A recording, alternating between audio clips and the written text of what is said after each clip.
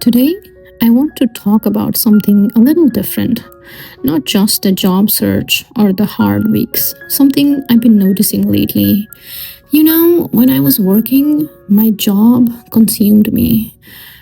Not just during work hours, even afterwards. I think that's normal in everyone, not just me. My mind was always somewhere else, always thinking about the next experiment, the next deadline, the next presentation. And I don't think I ever really stopped to look around. But lately, I'm doing that quite often. I notice things I never paid attention to before.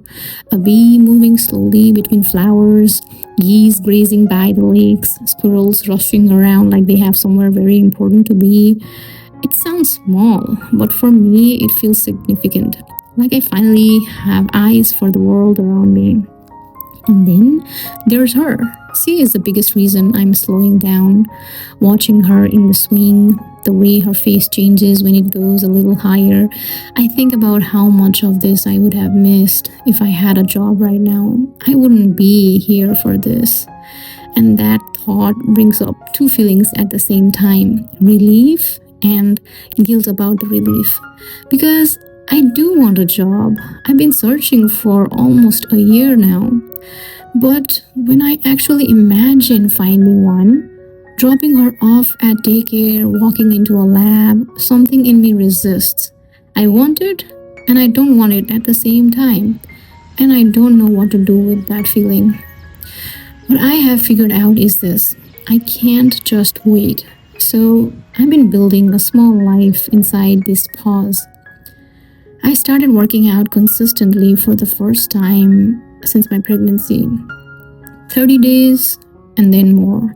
I made a plan, followed it, and I'm watching myself get stronger. I'm almost back to my pre-pregnancy weight and now working towards building muscles. Something I never focused on before. Every morning, I wake up with that familiar heaviness, but then I remember I have a workout to get to, something I built for myself, something that is entirely mine, and that feeling gets me out of bed.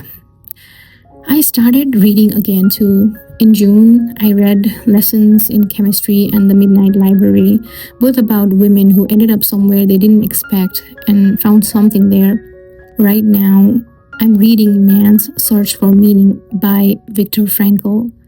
I read it at the window while she plays beside me. It's a book about finding purpose even when everything feels uncertain. And the question I keep coming back to is simple: what do you do when the life you planned disappears? You find meaning in what's right in front of you, even when what's in front of you is just an ordinary morning. Every Monday morning, I go to a Mandarin class. My husband volunteered to come home early so that I can leave for this class for about 2 hours. Just for me, not for my resume, not because it helps my career, but because I wanted to. I'm a complete beginner. I forget everything by Tuesday. But I needed something that was just mine. And I needed to remember what it feels like to be a learner again. Not an expert, not a scientist with a PhD, just someone sitting in a library trying something new with other people together. For most of my adult life, my identity was tied to my work. I was a scientist. That was the answer to every "who are you?" question. And now that I don't have a job, I've had to ask myself that question for real. Who am I without the title? Honestly, that has been one of the hardest parts of this whole season. Not the rejections, not the silence of a dry week, but not knowing how to introduce myself anymore.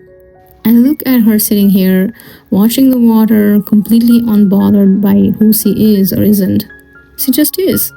I'm trying to learn that from her. But here's what I am slowly understanding. I am still a scientist. Unemployment didn't take that away from me. And I'm a mother, a reader, someone learning Mandarin on Monday evenings, someone who finally notices the geese by the lake and the bee moving between flowers and the way the light looks in the afternoon. I am more than I gave myself credit for. I just needed the space to see it. And as strange as it sounds, this time has given me that space. I've also been building something quietly, digital products, four of them so far. I don't know yet if they'll go anywhere, but I'm making things, creating, moving forward, even without a clear destination.